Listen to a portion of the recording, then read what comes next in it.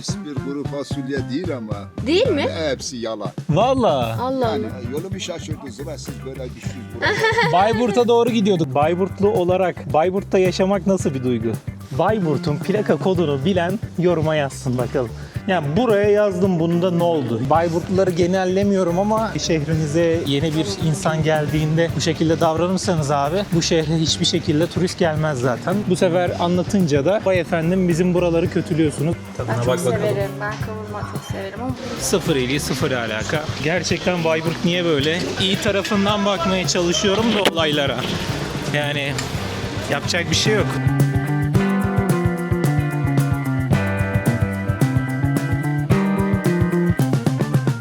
Kuru fasulyenin diyarı İspir'e geldik dostlar. Bu videomuzun konusu aslında İspir'de başlıyoruz ve Türkiye'nin güzide şehirlerinden biri olan Bayburt'a gidiyoruz. Şu an Bayburt yolu üstündeyiz. İspir'e de uğrayıp asıl konumuz olan Bayburt'a geçeceğiz. Bakalım Türkiye'nin güzide şehri Bayburt'ta hayat nasılmış? Bu videoda biraz daha onu göreceğiz. Gelmişken de bir İspir'e de girmiş olalım dedik ve İspir'in tam girişinde bulunan böyle güzel bir meydan var abi. Burada da Johnson İspir yazısı var. Şurada da Hun İmparatorluğu, Teoman, Göktürk Kağanlığı, Bumin Kağan, Uygur Kağanlığı, Kutluk Bilgekül Kağan ve Büyük Selçuklu İmparatorluğu Tuğrul Bey, Timur İmparatorluğu Emir Timur, Babür İmparatorluğu Babür Şah ve Osmanlı İmparatorluğu Osman Gazi, Türkiye Cumhuriyeti Mustafa Kemal Atatürk. Burada da güzel bayraklarımız dalgalanıyor. Çok güzel bir giriş yapmışlar buraya. Dostlar bakın görebiliyor musunuz? Şurada dağ keçisi ve kurtlar var. Yani buranın dağ keçileri ve kurtları meşhur. Merkeze doğru uğrayalım bakalım ne varmış tarih ve doğanın başkentinde.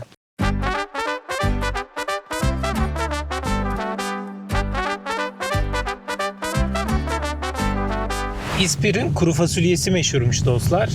Fatma da diyor ki kuru fasulye yiyelim diyor burada diyor. Bakalım yani çok bulabilirsek güzel diyorlar. buluruz muhtemelen de. Vardır yöresel Bir lokal deneyelim bakalım kuru fasulyesini buranın. Şu amcaya soralım mesela. Bence Tut bakayım yiyelim. kamerayı. Selamünaleyküm amcam. Burada kuru fasulyeyi nerede yiyebiliriz? İspir kuru fasulye değil ama. Değil mi? Hepsi yalan. Valla. Allah Yani Allah. nadir. Ben esas bu Köprüköy'ün İspir'in fasulyesi oraydı ama şimdi nerede? Gidin bakın ha burada vardırlar fasulyeciler. Mesela orada hanımeli var. Oraya bir uğrayın oradan yiyin. Yani İspir'in gerçek yoktan gelenlere İspir fasulye. Peki buranın başka bir şeyi meşhur mudur? Fasulye dışında mesela. Yani Fasulye. yıllar burada kaldım da 30 sene İzmir Kemalpaşa'ya gittik. Uşakları gitti orada bir düzen kur. Şimdi geziyorum. Anladım. Tamamdır. Çok sağ olasın. Sen de sağ ol. Yine Allah bak, razı olsun. bak bakalım. Tamamdır. Yani Bir dolanalım. İspir fasulyesi tam bir şey alarak niyetine koyma. İspir'in fasulyesi eskiden ben yıllarca o şeyde çocukken orada fasulye yetiştir. Lazlar gelirdi onu alırdılar. O bambaşka onu bulamazsın ki. Doğrudur. Köyler bomboş. Eskiden Doğru, iyiydi. doğru. Eskiden nallilerden geçilmedi. Şimdi lastiklerden geçilmiyor. Aksaray'da bu ihtilalden önce ya bombalar patlıyor ya. Neleri gördük biz İstanbul'da. Eyvah eyvah. O ihtilalda bu 80 şeyinde. Yolumu şaşırdı zıra siz böyle düştünüz buraya. Bayburt'a doğru gidiyorduk. Oradan Erzincan'a geçeceğiz de. Gelmişken dedik bir uğrayalım buraya da. Yine o hanım eline bakın bak orada bir şey yapacak. Tamam. Ya yine onlar nispeten de iyi yaparlar gibi gelir. Çok sağ olasın. Sen de sağ ol. Eyvallah. Eskidenmiş o İspir'in fasulyesi. ha. Vay be. Hanımeli şurası. Bir dolanalım öyle bir bakalım ona göre ama dayının dediği gibi gerçek İspir fasulyesi demek ki kalmamış. Saat Kulesi burada olduğuna göre demek ki Merkez burası. merkez burası. İspir'in.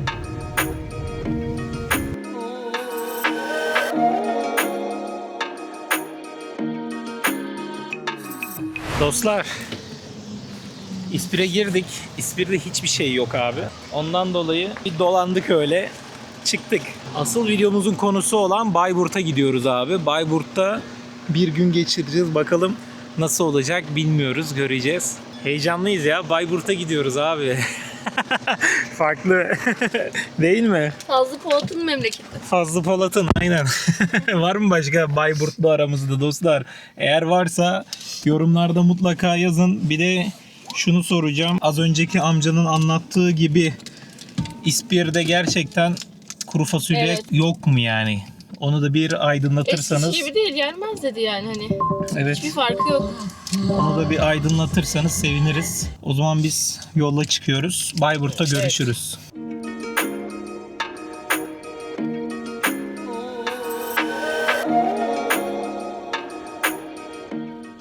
Dostlar bakar mısınız nereye geldik? Yine karın içine gire gire size muhteşem bir manzara göstereceğim.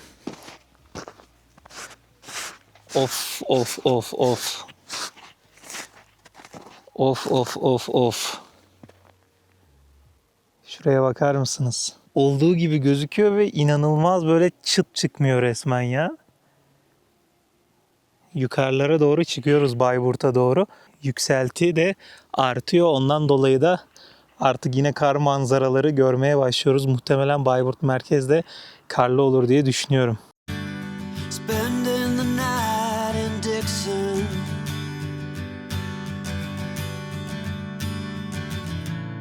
$60-odd miles from a plan. Is it too late to learn to listen?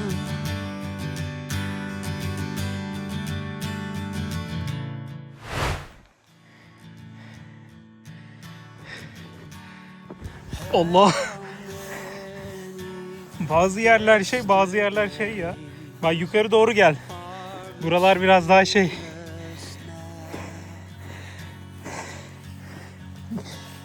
Çıktı mı yukarı? Bayburt'a yaklaşık olarak abi 180 kilometre mi kalmış? 75 kilometre mi ne kaldı? Böyle bir karı görünce oynamak istedik de gözlerimi açamıyorum ben. Nereden havuz yapalım dedik. Şöyle. Ama burası çok sert. Buraya atlarsak bir şey olabilir.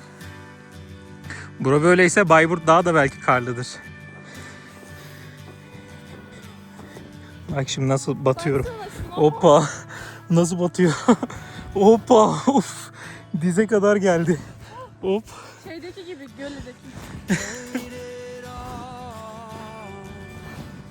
Uf uf uf uf.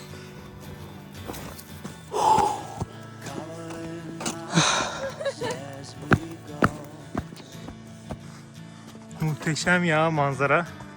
A line at a time, or a sad swan song,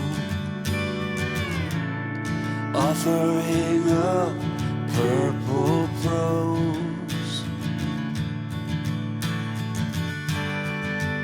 and I'd find you if I could. Dostlar çok ilginç yollardan geldik. Dağları taşları aştık. İspir'den sonra Bayburt çok yakın gözüküyordu fakat arayoldan götürüyormuş. Şu arayolda kapalıydı. Gördünüz zaten nasıl manzaralardan geçtik. Ana yolda bile ana yol açıktı ama yanlarda baya böyle diz boyu falan kar vardı. Ondan dolayı biz şu an aşağı Erzurum yoluna indik. Erzurum yolundan da geriye geldik. Aşkale'deyiz şu an. İşte bir benzin molası verdik. Şimdi de tekrardan yukarı doğru çıkacağız. Ortalama bir 72 kilometre gösteriyor buradan Az Bayburt. çok değil. 72 kilometre sonra varacağız Bayburt'a. Medeniyetin beşiği. Anadolu'nun göz bebeği, hatta dünyanın göz bebeği Bayburt'a girmiş bulunmaktayız artık. Allah bayağıdır yoldaydık ya. Kaç saat oldu? Bayağı Vallahi oldu. yorulduk ya. Saat 4'e geliyor. Evet. Dağları taşları aştık. Diğer taraflardan böyle aşağılara indik, dolandık falan filan. Bu kadar gezmek istememiştik ama yolda. Ya kar vardı, ondan dolayı ara yol kapanmış dostlar. Aşkale'ye indik Erzurum yoluna. Oradan da yukarı geldik. Şimdi gelmiş bulunmaktayız Bayburt'a. Geleceğimiz bir ile daha tik atmış bulunmaktayız artık. Bayburt'a giriş yapıyoruz. Hadi bakalım.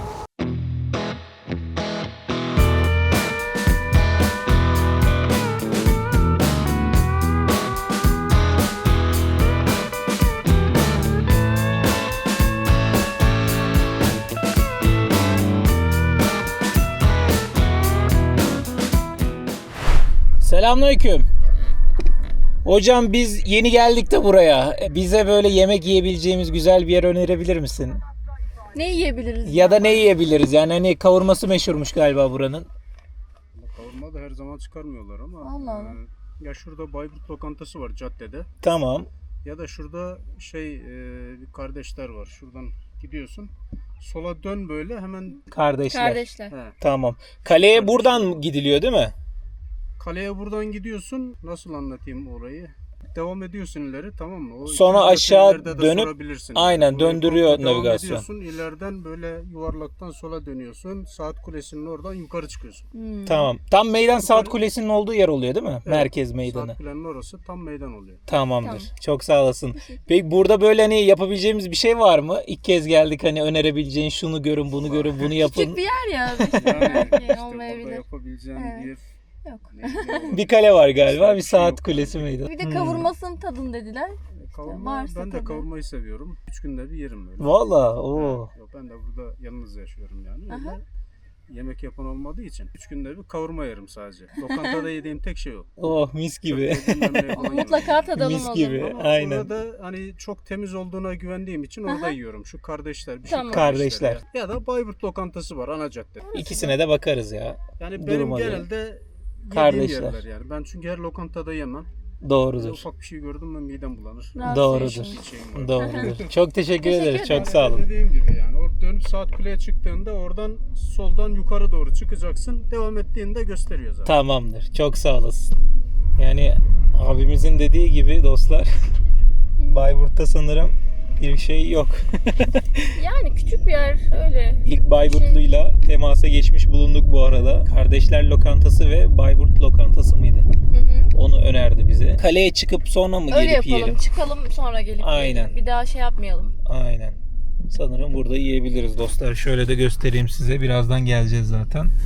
Burası tam Bayburt. Merkez oluyor. Kalede hemen şurada yukarıda.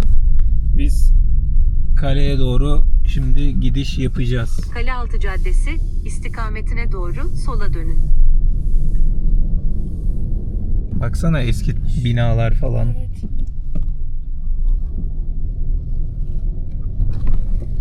Hava burada bayağı güzel ya. Sıcak. Şu an 10 derece ve kar falan yok. Yolda gene kar vardı. Şu an buralarda yok. Baksana. Çok güzel evler.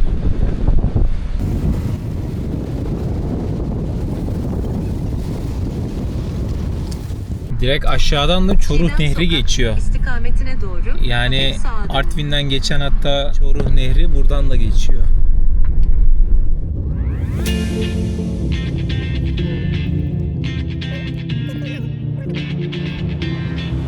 Buralar eski Bayburt sokakları sanırım. Yani ilk giriş yaptığımız yer Yeni Avcı Bayburt. Sokak Burası istikametine eski doğru Bayburt. sağa dönün. Evlerin yapısılarından belli oluyor. Every single moment has led up to this one. Whoa, did the stars align? Evet, meşhur Bayburt'un meşhur kalesi olan Bayburt Kalesi'ne gelmiş bulunmaktayız şu an. Bakın, size Bayburt'u bir tepeden göstermek isterim dostlar. Böyle bir görünüme sahip. Yani bakın, etrafı dağlarla çevrili. Ortaya bir şehir kurulmuş ve tam ortasından da şehrin Çoruh Nehri geçiyor. Nasıl buldun Bayburt'u ilk gözlem olarak? Tatlı küçük bir şehir. Küçük bir şehir. Bana biraz dağlık kısım değil de böyle şehir içinden geçerken bir tık üniversite şehri gibi geldi. Ne bileyim, böyle Bence biraz daha çok değil. değil mi? Çok üniversite şehri gibi değil. Aynen. Ufak. Böyle sanki emekli hayatı yaşanabilecek bir şehir gibi geldi bana da. Ama tatlı bir şehir. Yaşar mıydın burada? Yok, istemezdim herhalde. Bakın şurada şu ara sokaklardan geldik, az önce geçtik. Çok güzel böyle eski yapılar var. Yani eski Bayburt, anladığım kadarıyla şu bölge. Şu ileriye doğru da işte blokları göreceksiniz zaten. Oralarda yeni yapılmış, yeni Bayburt oluyor. Şimdi kalede yürürken böyle genç arkadaşlarımızla karşılaştık. İsmin neydi? Ozan, Ozan, senin ismin neydi? Hasan abi. Hasan, memnun oldum. Kaç yaşındasın? 15. 15 yaşındasın. Aa, sen? Ben de 15. 15, süper. Kaça gidiyorsunuz? Lise Lise 2. Lise 2. Güzel. Burada doğdunuz, büyüdünüz. Aynen. Burada yaşıyorsunuz. Peki Bayburtlu olarak Bayburt'ta yaşamak nasıl bir duygu? Abi valla çok güzel. Sade oluyor. abi kafan rahat. Dışarıdan gelip Bayburt'u ziyaret eden çok oluyor mu? Çok oluyor abi. Özellikle köylerde tarihi eser falan var. Ve hangi köylerde? Seydi Yakup köyünde Kenan şey var. Yavuz Müzesi var. Bir tane köyde Baksı Müzesi var, müze var. Tarihi eser böyle- için geliyorlar. Aynen. Tarihi eser için geliyorlar genelde, anladım. Peki merkezde böyle görülebilecek ya da yapılabilecek sadece bir kale var galiba. Başka bir şey var mı? Bir de Yenişehir Parkı var. Yenişehir Parkı. Aynen. Oraya çok gidiyorlar. Pazar hafta sonları. Buranın galiba kavurması meşhurmuş. Evet. Önerir misiniz? Çok güzel. Deneyelim mi? Deneyelim. Peki nerede deneyelim? Valla her yer çok güzel yapıyor. Çok Sen güzel. hangisini önerirsin? Bayburt lokantası. Sen Hani ben de Bayburt lokantasına dedim. Gene de oraya gidiyorlar. dışarıdan böyle gelen kişilere Bayburt hakkında böyle ne tavsiyeler verebilirsin? Ne söyleyebilirsin? Mesela biz dışarıdan geldik. Biz İstanbul'da yaşıyoruz normalde. Böyle geze geze devam ediyoruz. Bayburt'a da uğramak istedik. Bize ne önerilerin olabilir? Ya da Bayburt'u anlat desem nasıl anlatırsın bana Bayburt'u? Nasıl anlatırım? Abi tüm köyleri gezin. Bayağı güzel tarihi eserler falan var. Türbeler falan var. Yani orada dua okumanız falan çok yararlı. Seyir terası var. Oraya Seyir gidebilirsiniz. terası şu tam karşıdaki değil mi? Evet. Şurada bir yerdeydi yanlış hatırlamıyorsam. Evet orada. Cam. Sosyalleşme açısından nasıl? Ha, aynen. Sıkılıyor musunuz yani küçük bir yer Yo. ya ne bileyim. Herkes tanıdık. Evet. Herkes Yani tanıyorsun. Herkes birbirini tanıdığı için Evet. sorun çıkmıyor fazla. Öğrenci olarak çok dışarıdan gelen var mı üniversiteye? Üniversiteden gelen. Aynen üniversiteden var. Ama lise hep bura. Lise burası Evet. full. Siz peki ne olmak istiyorsunuz, ne yapmak istiyorsunuz büyüyünce? Ben meslek olarak ya marangoz ya da operatör. Oo, Çok güzel. güzel. Çok güzel. Sen? Ben inşaat mühendisi falan. İnşaat mühendisi İnşallah. güzel. İnşallah olursunuz. Dün Oltu'daydık. Oltu taşı meşhur bilirsiniz Evet. Oltu'da. Orada bir dükkana girdik konuştuk. Adam dedi ki yeni böyle gelen nesil yok dedi. Yetişmiyor dedi. Mesela bak sen marangozluk dedin. Meslek hani anlamında, meslek evet. anlamında çok güzel bir tercih olur yani. Çünkü gerçekten hani şimdiki nesil bu tarz böyle el işçiliğine çok böyle sıcak bakmıyor. Yani önem vermiyor. Senin el işçiliğin var o zaman değil mi? El Var, yatkınlığın var sanırım. Bizim Marangozluğun aile işine göre. öyle işlerde bayağı Bu Çoruh Nehri buradan akıyor, gidiyor. Gidiyor da gidiyor. Rafting falan yapılıyor mu? da yok herhalde benim bildiğim yok. Çok akışkan bir nehir yok şu anda. Aynen. Ya merkezde belki yoktur da belki dışarı taraflarda var. Geçen yaz vardı ama. Valla. Geçen yaz yaptılar böyle teknelerle. Geçiş yarışmalar. falan yaptılar. Aa güzel. Var mı başka eklemek istediğiniz, söylemek istediğiniz? Aynen. Yok abi. Tanıştığıma çok memnun oldum. Biz de memnun olduk. Süpersiniz. Umarım güzel yerlerde, güzel şekillerde karşılaşırız tekrardan. İnşallah. İnşallah abi. Genç arkadaşlarımızla da sohbet ettiğimize göre dostlar, bakın kalenin dibindeyiz. Benim ilk dikkatimi çeken şeyler şu renkli renkli Mermer deseni gibi değil mi? taş deseni, mermer deseni mi yoksa gözenekler mi? Pencere tarzı bir şey mi? Şuralarda da var. Onu bakın yakından bakarız. Onu aynen. Farklı geldi ya. İlk kez böyle bir kalede böyle bir şey gördüm. Bakın şu girişte de var hemen. Oradan anlarız ne olduğunu. Türk dünyasının ortak atası olan Dede Korkut, Bayburt'la özdeşmiş tarihi bir şahsiyetmiş dostlar. Bunu biliyor muydun? Bunu bilmiyordum. Bu arada bir de şunu soracağım dostlar. Bayburt'un plaka kodunu bilen yoruma yazsın bakalım. Doğruyu bilen çıkacak mı? Ben bilmiyorum. Sen bilmiyor musun? Bilmiyorum. Ben biliyorum. Tahmin ediyorum ama söylemeyeceğim. Yorumlarda mutlaka belirtirsiniz. Aa şeymiş onlar ya. Desen. Çini. Çiniler. Baksana. Taşlar oyulmuş. Çini bunlar.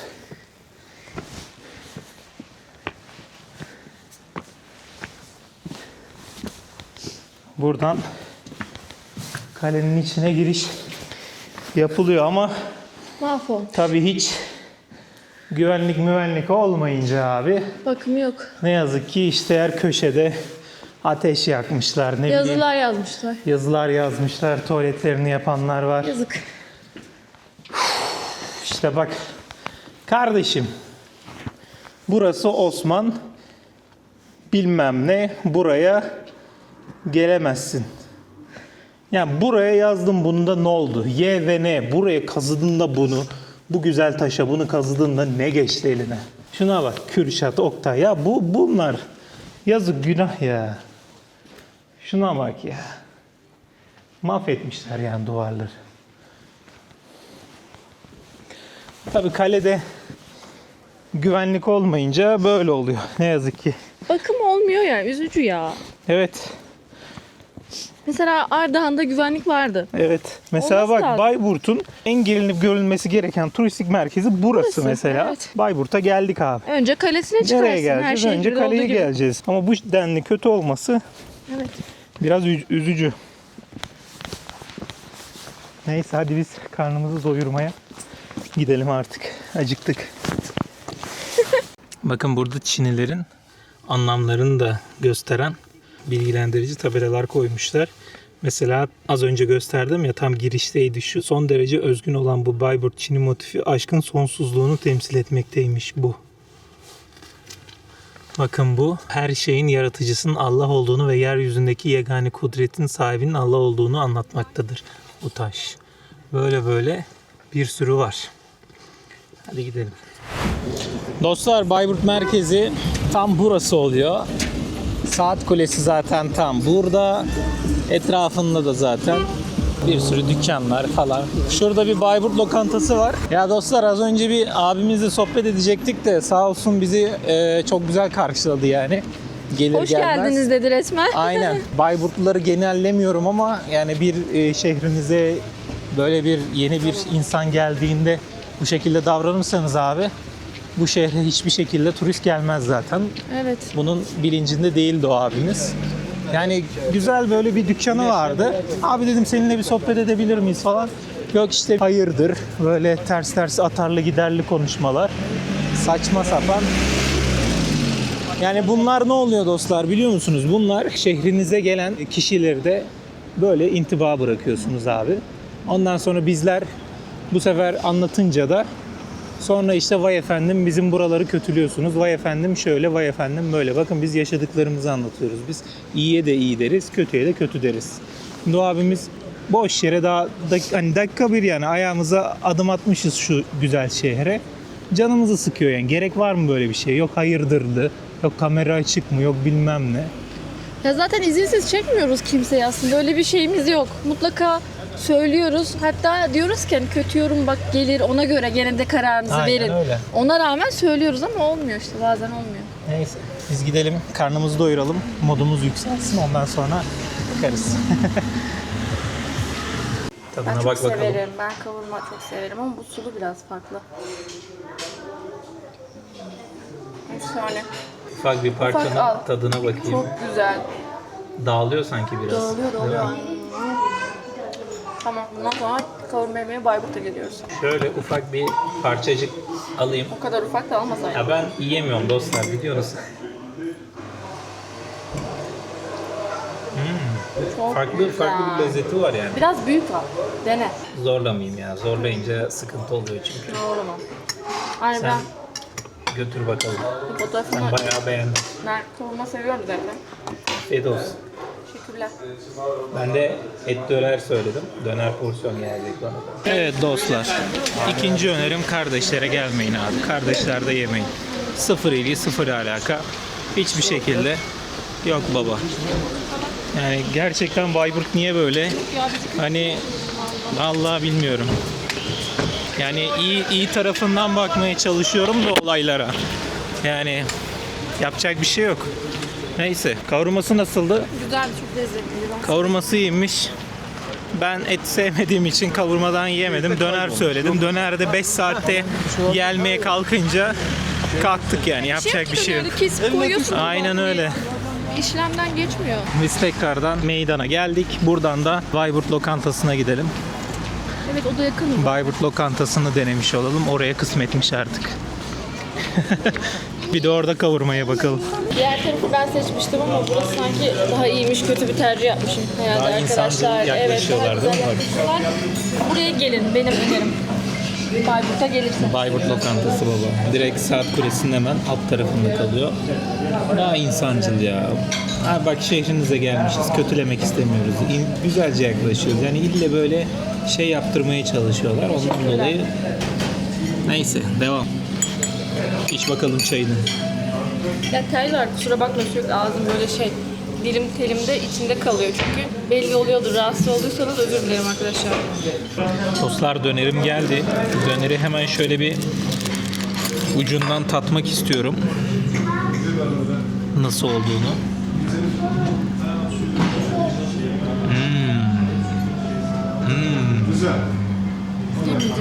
Tadına bak. Gayet iyi. Burayı öneririz dostlar. Gelin buraya. Burada yemeğinizi yiyin. Bayburt Lokantası. Esnaf dediğim böyle olur işte bak. Adam nasıl ilgiliydi, nasıl güzel konuştu. Şimdi ne yapıyoruz? Biz plan değiştirdik galiba. yapacağız? Tekrardan rota oluşturuldu. Şimdi buradan biz Nevşehir yapmaya karar verdik. Mantıklı da geldi açıkçası. Buradan Sivas'tansa Nevşehir'i görmek benim için daha güzel olur. Çünkü ben Nevşehir'i hiç görmedim. Sivas'a daha önce gitmiştim. Yani böyle karar verdik. Umarım değişir. Değişir mi bilmiyoruz. Bakalım. Şu anlık durum bu. Bir sonraki videoda görürsünüz artık ne karar verdiğimizi dostlar. Aynen. Bayburt'un tam merkezinden bu videoyu kapatalım. Bu video hem İspir açılışı, oradan Tarlı Dağları aşıp geldik. Aşkale'den yukarı çıktık. Bayburt merkeze geldik. Bayburt Kalesi'ne çıktık. Geldiğimiz gibi direkt zaten orayı gördük. Ara sokaklarında dolandık. 2 meşhur lokantası vardı zaten. O ikisine de uğramış olduk. Birinden çok memnun kalmadık. Diğerinden gayet güzel memnun kaldık. Bayburt'tan diyeceklerimiz bu kadar. Bu videoluk bu kadar olsun. Bir sonraki videoda, bir sonraki macerada görüşmek üzere. Kendinize çok iyi bakın. Dikkat edin. Hoşça kalın.